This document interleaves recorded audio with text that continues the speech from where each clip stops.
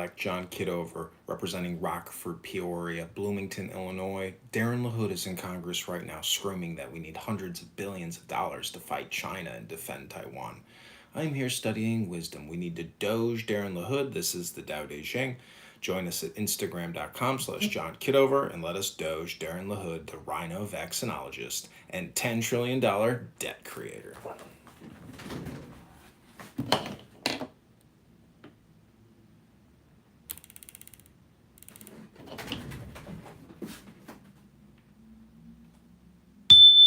Having done with learning, and you will have no more vexation. How great is the difference between and O? What is the distinction between good and evil? Must I fear what others fear? What abysmal nonsense this is! All men are joyous and beaming as though feasting upon a sacrificial ox, as though mounting the spring terrace. I alone am placid and give no sign, like a babe which has not yet smiled. I alone am forlorn as one who has no home to return to. All men have enough and to spare. I alone appear to possess nothing. What a fool I am! What a muddled mind I have! All men are bright, bright. I alone am dim, dim. All men are sharp, sharp, I alone am mum, mum.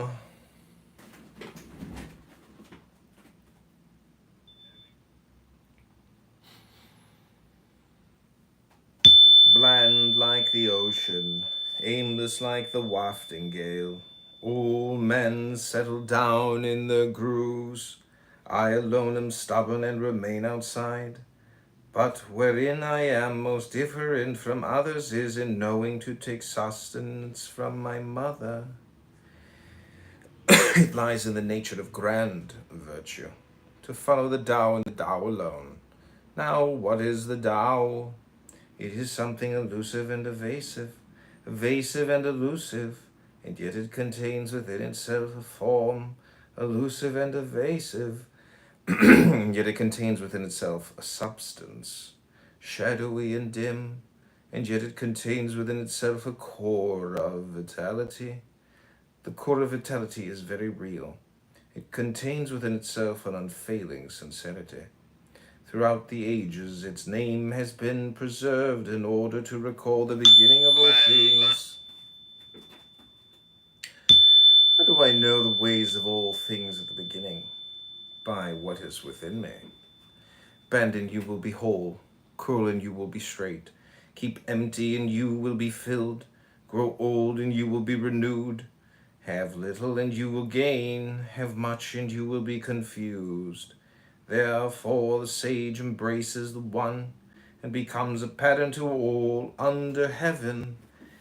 He does not make a show of himself, hence he shines, does not justify himself, hence he becomes known, does not boast of his ability, hence he gets his credit, does not brandish his success, hence he endures, does not compete with anyone, hence no one can compete with him. Indeed, the ancient saying, bend and you will remain whole, is no idle word. Nay, if you have really attained wholeness, everything will flock to you. Only simple and quiet words will ripen of themselves, for a whirlwind does not last a whole morning. Only simple and quiet words will ripen of themselves, for a whirlwind does not last a whole morning, nor does a sudden shower last a whole day. Who is their author? Heaven and earth. Even heaven and earth cannot make such violent things last long. How much truer is it of the rash endeavors of men? Hence he who cultivates the Tao is one with the Tao. He who practices virtue is one with virtue, and he who courts after loss is one with loss. To be one with the Tao is to be a welcome accession to the Tao. To be one with virtue is to be a welcome accession to virtue. To be one with loss is to be a welcome accession to loss. Deficiency of faith on your part entails faithlessness on the part of others. One on tiptoe cannot stand.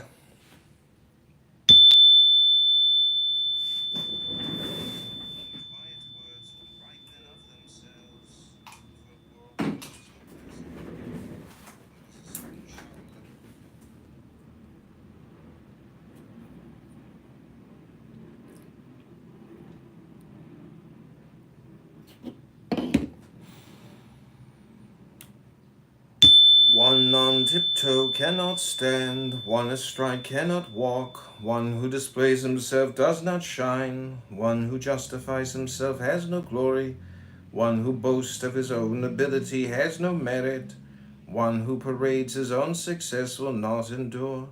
In Tao, these things are called unwanted food and extraneous growths, which are loathed by all things, hence a man of Tao does not set his heart upon them.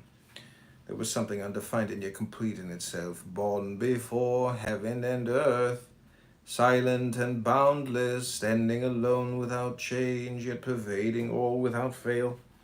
It may be regarded as the mother of the world.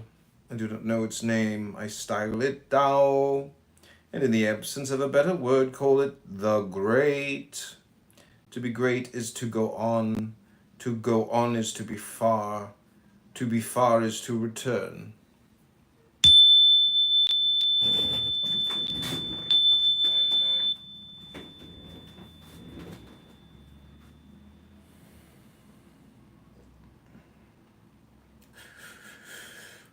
To be great is to go on.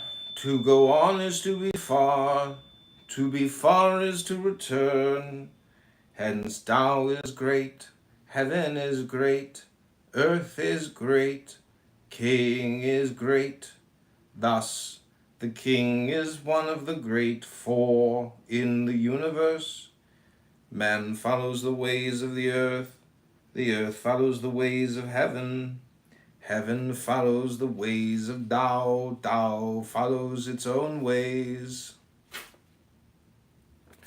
Heaviness is the root of lightness. Serenity is the master of restlessness. Therefore the sage, traveling all day, does not part with the baggage wagon, though there may be gorgeous sights to see. He stays at ease in his own home. Why should a lord of 10,000 chariots display his likeness to the world?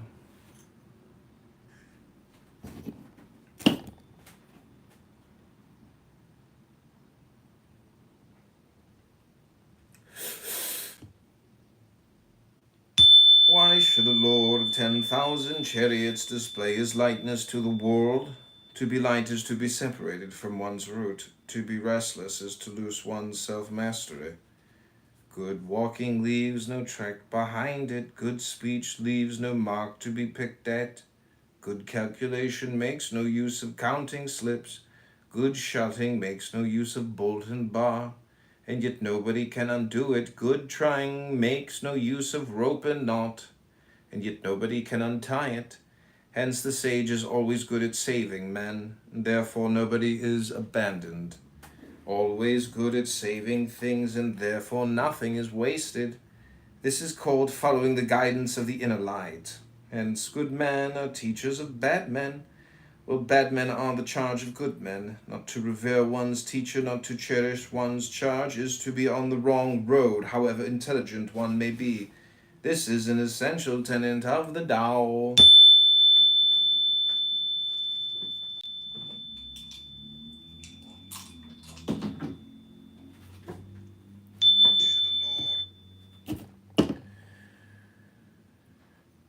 Know the masculine, keep to the feminine, and be the brook of the world. To be the brook of the world is to move constantly in the path of virtue without swerving from it, and to return again to infancy. Know the white, keep to the black, and be the pattern of the world. To be the pattern of the world is to move constantly in the path of virtue without erring a single step, and to return again to the infinite. Know the glorious, keep to the lowly, and be the fountain of the world. To be the fountain of the world is to live the abundant life of virtue, and to return again to primal simplicity. When primal simplicity diversifies, it becomes useful vessels, which in the hands of the sage become officers. Hence a great tailor does little cutting.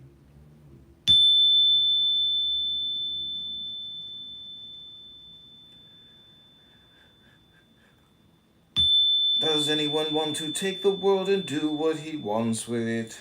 I do not see how he can succeed. The world is a sacred vessel which must not be tampered with or grabbed after. To tamper with it is to spoil it, and to grasp it is to lose it. In fact, for all things there is a time for going ahead, and a time for following behind, a time for slow breathing, and a time for fast breathing, time to grow in strength, and a time to decay, a time to be up, and a time to be down. Therefore the sage avoids all extremes, excesses, and extravagances.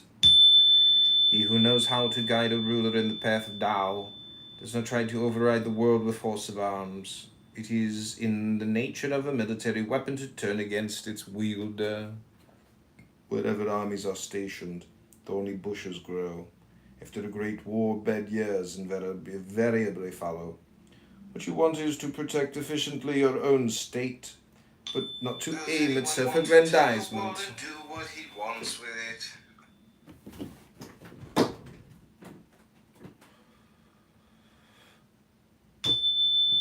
He who knows how to guide a ruler in the path of Tao does not try to override the world with force of arms. It is in the nature of a military weapon to turn against its wielder. Wherever armies are stationed, thorny bushes grow. After a great war, bad years invariably follow. What you want is to protect efficiently your own state, but not to aim at self-aggrandizement. After you have attained your purpose, you must not parade your success. You must not boast of your ability. You must not feel proud. You must rather regret that you had not been able to prevent the war. You must never think of conquering others by force. For to be overdeveloped is to hasten decay, and this is against Tao. And what is against Tao will soon cease to be. Fine weapons of war augur evil, even things seem to hate them. Therefore a man of Tao does not set his heart upon them. In ordinary life, a gentleman regards the left side as the place of honor. Who knows how to guide a ruler in the path of I don't think I have any more about that.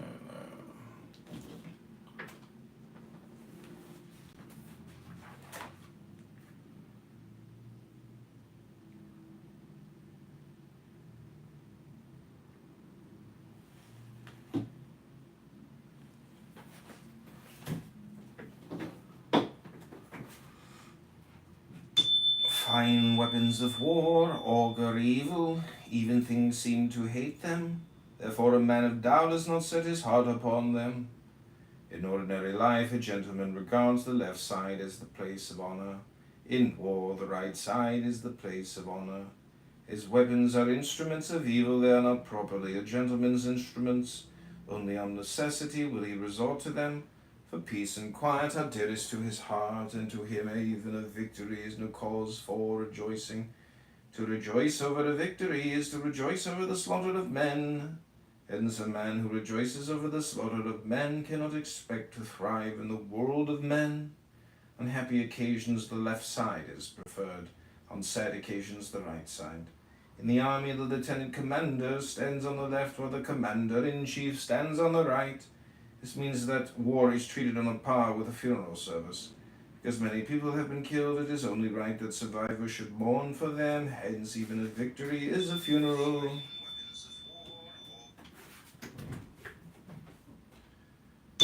Tao is always nameless.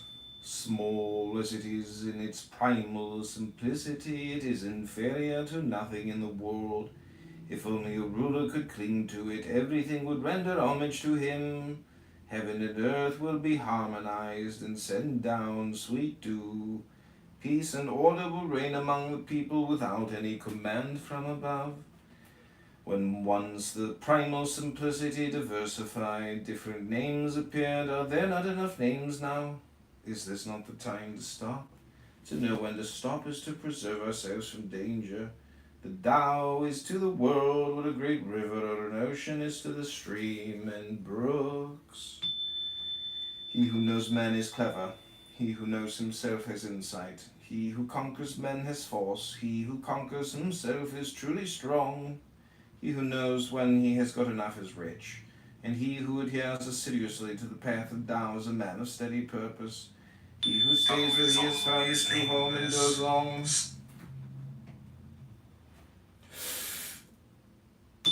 He who knows when he has got enough is rich, and he who adheres assiduously to the path of Tao is a man of steady purpose.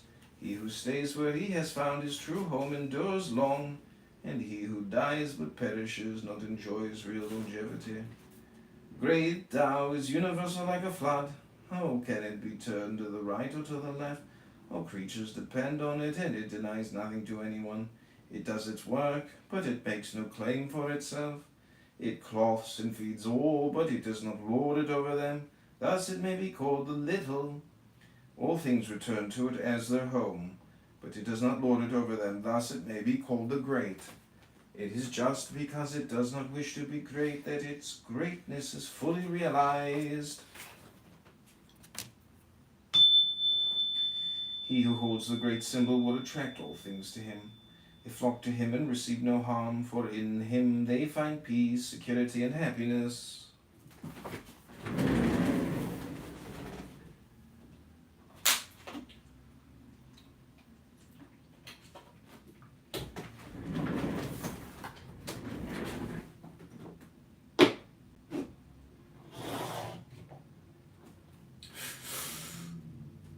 He who holds the great symbol will attract all things to him.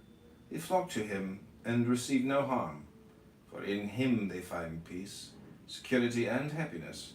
Music and dainty dishes can only make a passing guest pause, but the words of Tao possess lasting effects.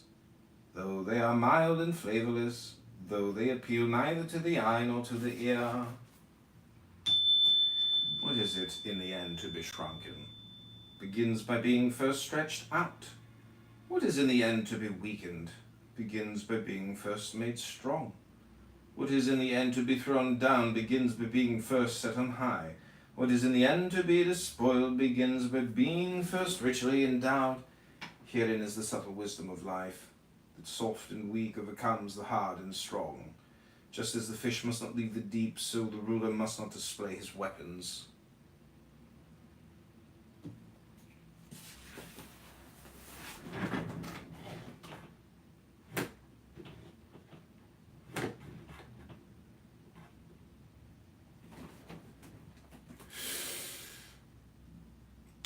Tao never makes any ado, and yet it does not everything. If a ruler can cling to it, all things will grow of themselves. When they have grown and tend to make a stir, it is time to keep them in the place by the aid of the nameless primal simplicity, which alone can curb the desires of men. When the desires of men are curbed, there will be peace, and the world will settle down of its own accord. High virtue is non-virtuous, therefore it has virtue, though virtue never frees itself from virtuousness. Therefore it has no virtue. High virtue makes no fuss and has no private ends to serve. Low virtue not only fuses fusses, but has private ends to serve. High humanity fusses, but has no private ends to serve. High morality not only fusses, but has private ends to serve. High ceremony fusses, but finds no response. Then it tries to enforce itself with rolled-up sleeves. Failing Tao, man resorts to virtue. Failing virtue, man resorts to humanity. Failing Tao, man resorts to virtue. Failing virtue, man resorts to humanity. Failing humanity, man resorts to morality. Failing morality, man resorts to ceremony. Now ceremony is the merest husk of faith and loyalty. It is the beginning of all confusion and disorder. As to foreknowledge, it is only the flower of Tao and the beginning of folly. Therefore, the full-grown man sets his heart upon the substance rather than the husk, upon the fruit rather than the flower. Truly, he prefers what is within to what is without. From of old, there are no lacking things that have attained oneness. The sky attained oneness and became clear. The earth attained oneness and became calm. The spirits attained oneness and became charged with mystical powers. The fountains attained oneness and became full. The spirits attained oneness and became charged with mystical powers. The fountains attained oneness and became full. The 10,000 creatures attained oneness and became reproductive. Barons and princes attained oneness and became sovereign rulers of the world. All of them are what they are by virtue of oneness. If the sky were not clear, it would be likely to fall to pieces. If the earth were not calm, it would be likely to burst into bits. If the spirits were not charged with mystical powers, they would be likely to cease from being. If the fountains were not full, they would be likely to dry up. If the 10,000 creatures were not reproductive, they would be likely to come to extinction. If the barons and the princes were not the sovereign rulers, they would be likely to stumble and fall. Truly, humility is the root from which greatness springs, and the high must be built upon the foundation of the low. That is why barons and princes style themselves the helpless one, the little one, and the worthless one. The spirits attained oneness and became charged with...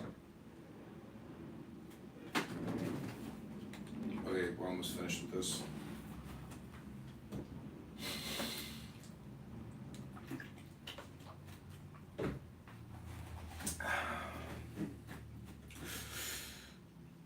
Perhaps they too realize their dependence upon the lowly. Truly, too much honor means no honor. It is not wise to shine like jade and resound like stone chimes. The movement of the Tao consists in returning. The use of the Tao consists in softness. All things under the heaven are born of the corporeal. The corporeal is born of the incorporeal. When a wise scholar hears the Tao, he practices it diligently. When a mediocre scholar hears the Tao, he wavers between belief and unbelief. When a worthless scholar hears the Tao, he laughs boisterously at it. But if such a one does not laugh at it, the Tao would not be the Tao. The wise men of old have truly said, the bright way looks dim, the progressive way looks retrograde. The wise men of old have truly said, the bright way looks dim, the progressive way looks retrograde. The smooth way looks rugged, high virtue looks like an abyss. Great whiteness looks spotted, abundant virtue looks deficient. Established virtue looks shabby. A solid virtue looks as though melted. Great squareness has no corners. Great talents ripen late. Great sound is silent. Great form is shapeless. The Tao is hidden and nameless, yet it alone knows how to render, help, and to fulfill. Tao gave birth to one. One gave birth to two. Two gave birth to three. Three gave birth to all the myriad things. All the myriad things carry the yin on their backs and hold the yang in their embrace, deriving the vital harmony from the proper blending of the two vital breaths. What is more loathed by men than to be helpless, little, and worthless?